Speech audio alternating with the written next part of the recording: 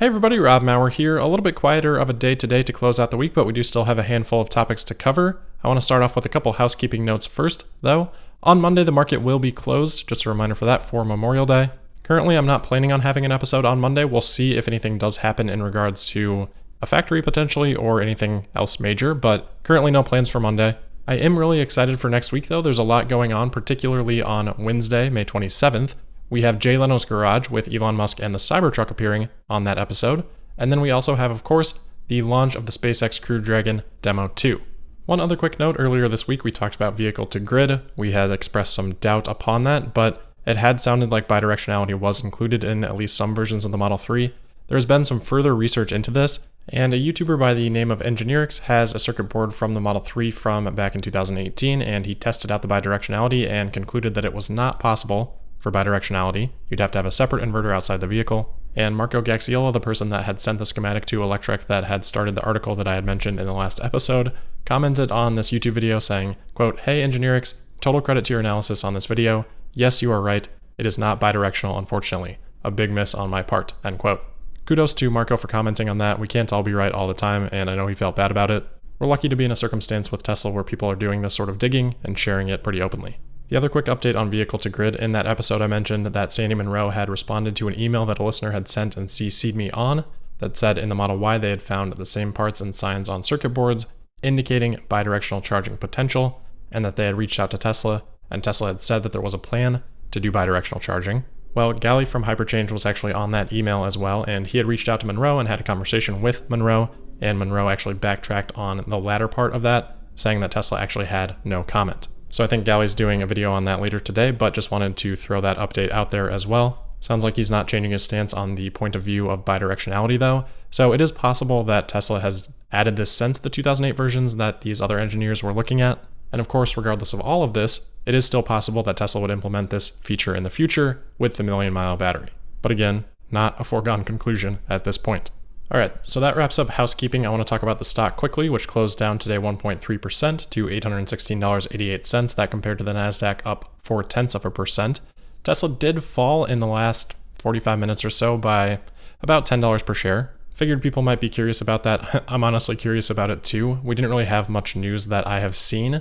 We did have Cathie Wood from ARK Invest on CNBC. They published an article about why ARK Invest sometimes sells Tesla, even though they're so bullish on the stock, which this is a pretty much a no-brainer answer, but obviously they're just balancing their portfolio as Tesla grows and their other positions don't grow as rapidly. Tesla becomes a larger percentage of their portfolio. So in those types of situations, they'll sell some, lower that percent of total to what they deem as a more reasonable percentage. Personally, that's not my investment style, but that's super basic stuff that no one should be surprised by from an investment fund. So it could have been that, could have been options expiration movement. Sometimes that'll move the stock at the end of the week, but I didn't see anything material causing the drop.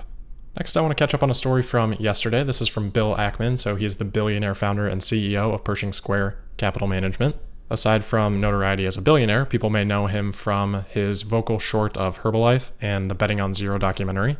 Anyway, he generated some press yesterday by tweeting at Elon saying, quote, "Inspired by our namesake Howard Hughes, another visionary American, we propose a few alternatives for your Nevada or Texas move. Howard Hughes Co. owns master planned cities where we can create Tesla new HQ. Please watch this 2-minute video," end quote. So Howard Hughes Corporation does about $1 billion in revenue annually developing and managing real estate. And this video is a quote unquote pitch for Tesla, kind of showing off their master planned cities. But it's very glitz and glamour focused. It's not focused on manufacturing or development or things like that. So honestly, I think this was probably just a marketing ploy by Ackman. Well played for him to get the attention. I mean, that's a ton of free press. I'm doing it right now for this Howard Hughes Corporation and their real estate development project. So savvy move, but I don't think probably actually has much of an impact on Tesla. Next up, we have a story from CNBC. This was also published yesterday, and this is from another leaked email from Tesla's HR team, and that was on Wednesday evening. This email pertained to production workforce and production-related office workers. And the key point is that Tesla said that they will be reinstating their attendance policy this Friday, May 22nd, so today, which to me sounds like they plan to get back to full staffing, full operations with, of course, the safety measures in place. They did also mention that they have a couple new provisions. Obviously, stay home if you're feeling sick. And then if you have any household members that you're worried about exposing, you can apply to extend your unpaid leave until May 31st.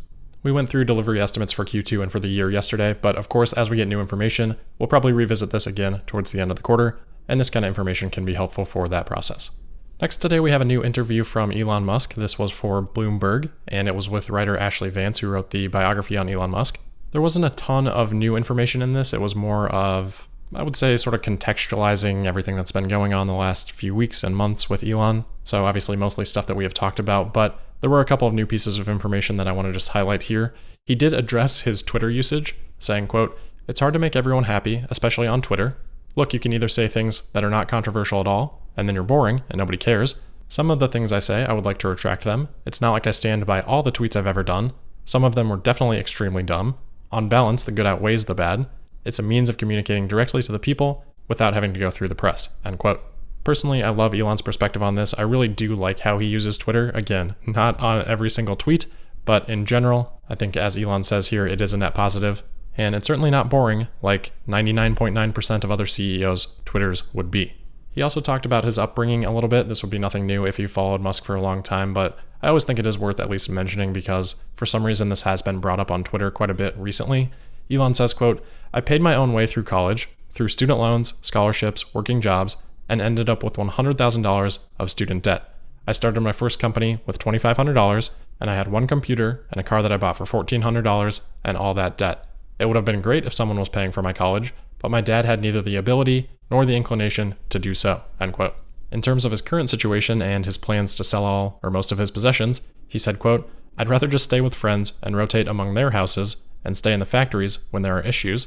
I kind of like that better, it's less lonely," end quote. And then Ashley Vance says in response to where his kids would stay, he said, quote, "I'll probably rent a place or something, renting a place that's sort of small, but I actually don't know where it would be," end quote. Maybe outside of California, we'll see. Last quick thing, a fun one to wrap up the week with. In Tesla's firmware 2020.20, they have started to roll out Fallout Shelter, which has been in the works for Tesla for quite some time now, after Elon's sort of joint interview with Todd Howard, director of Bethesda Games, at E3 last year. That'll do it for today and for the week, though. Thank you to those of you that did sign up yesterday on Patreon. We got quite a few new supporters. That does really go a long way, and I really, really appreciate it, so thank you very much. Hope everybody has an awesome weekend. Make sure you're subscribed here and following me on Twitter at Tesla Podcast, and I'll see you next week. Thank you.